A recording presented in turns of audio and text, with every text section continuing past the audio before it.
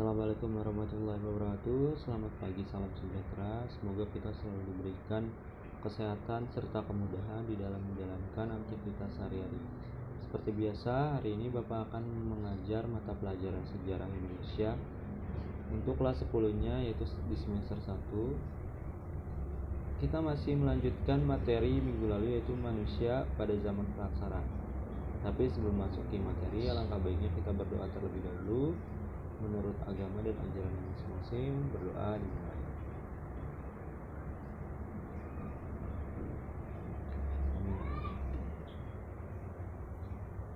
Tujuan pembelajarannya yaitu peserta didik mampu menganalisis kehidupan manusia purba pada masa berburu, bercocok tanam, dan perundagian. Perkembangannya pada masa praksara ini ada 3 masa yang akan kita bahas. Yang pertama pada masa berburu dan mengumpulkan makanan. Yang kedua ada masa bercocok tanam. Dan yang terakhir ada masa perundagian. Bagian pertama yang akan kita bahas adalah masa berburu dan mengumpulkan makanan. Pada masa ini tahap awal manusia purba, yaitu di mana manusia purba menghabiskan waktunya hampir 90% itu untuk berburu dan mengumpulkan makanan. Pada zaman ini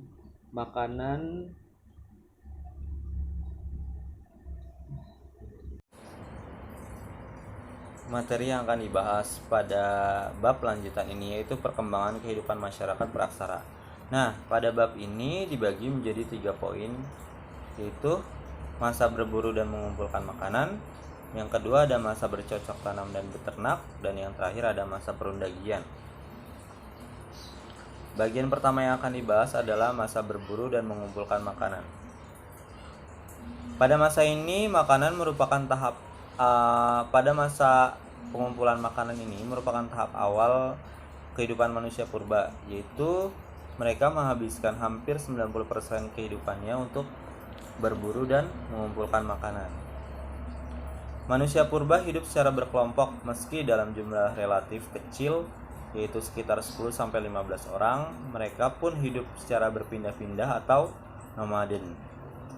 Keadaan bumi pada masa ini masih sangat labil karena perubahan bentuk permukaannya serta sungai yang masih berpindah-pindah aliran. Keadaan ini masih berlangsung sekitar 600.000 tahun yang lalu. Sebagian besar hasil kebudayaan pada masa ini yaitu yang pertama adalah ada kapak perimbas, kapak genggam, kapak penetak, dan alat serpih.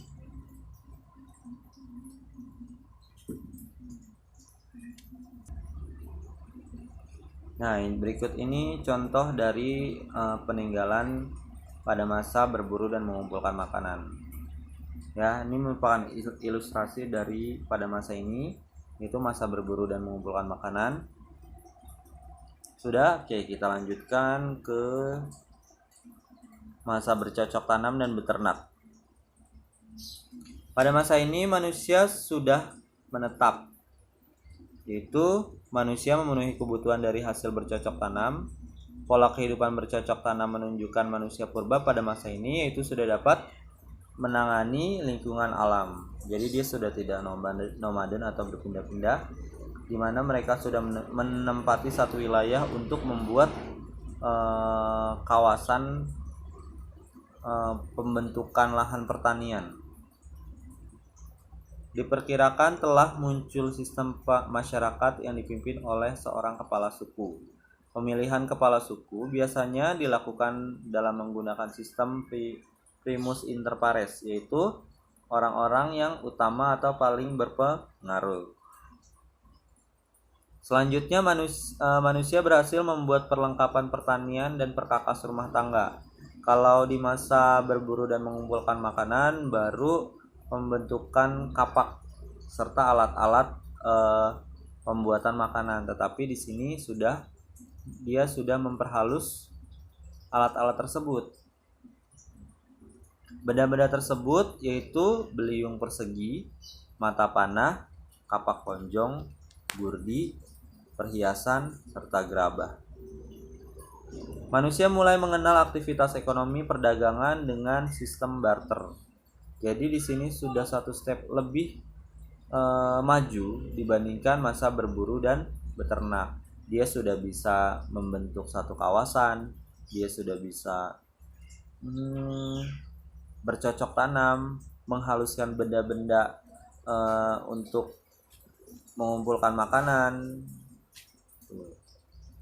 Oke, berikut contoh peralatan yang sudah dihaluskan. Nih, kalian lihat tampaknya sudah lebih halus dibandingkan tadi berburu makanan pada masa berburu makanan. Yang terakhir ada masa perundagian. Masa perundagian merupakan masa dengan tingkat kebudayaan tinggi pada masa praksara ini. Pada masa ini, masyarakat sudah mampu membuat peralatan dan perunggu dan mengenal sistem pembagian kerja berdasarkan kemampuan di setiap individu. Ini sudah lebih maju lagi. Dia sudah tadi membuat peralatan dari perunggu serta pembagian kerja berdasarkan porsi kemampuan dari individu tersebut. Selanjutnya, masyarakat mulai membentuk kelompok lebih besar dengan penguasaan terhadap sebuah wilayah.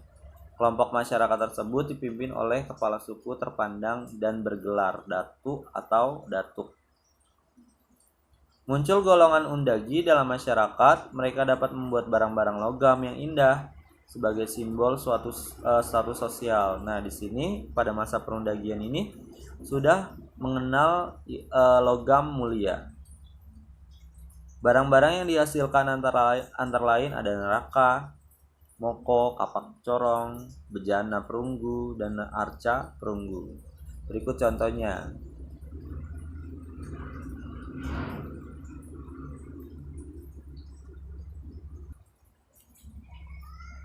Oke, pada masa ini mereka hidup di desa-desa, pegunungan, dataran rendah, tepi pantai, serta mereka sudah menata kehidupan yang semakin teratur dan terpimpin. Hal ini didukung oleh adanya penemuan-penemuan benda-benda yang tadi sudah disebutkan. Pada masa ini kemajuan budaya itu sangat pesat. Pengertian undagi itu atau tukang merupakan golongan terampil yang melakukan pekerjaan tertentu. Kita sampai pada pembahasan terakhir, yaitu kesimpulan pada bab ini. Tadi kita telah membahas 3 bagian penting di dalam bab manusia pada masa zaman praksara. Yang pertama, kita membahas manusia purba pada masa berburu dan mengumpulkan makanan. Yang kedua, pada masa bercocok tanam, dan yang terakhir pada masa perundagian. Nah, dari 3 masa tersebut kalian dapat menyimpulkan apa saja peninggalan-peninggalan yang ditinggalkan pada zaman praksara. Hari ini cukup sampai sini saja materi yang telah Bapak sampaikan. Semoga bermanfaat untuk kalian semua. Mohon maaf kalau ada salah-salah kata. Terima kasih atas perhatiannya. Wassalamualaikum warahmatullahi wabarakatuh.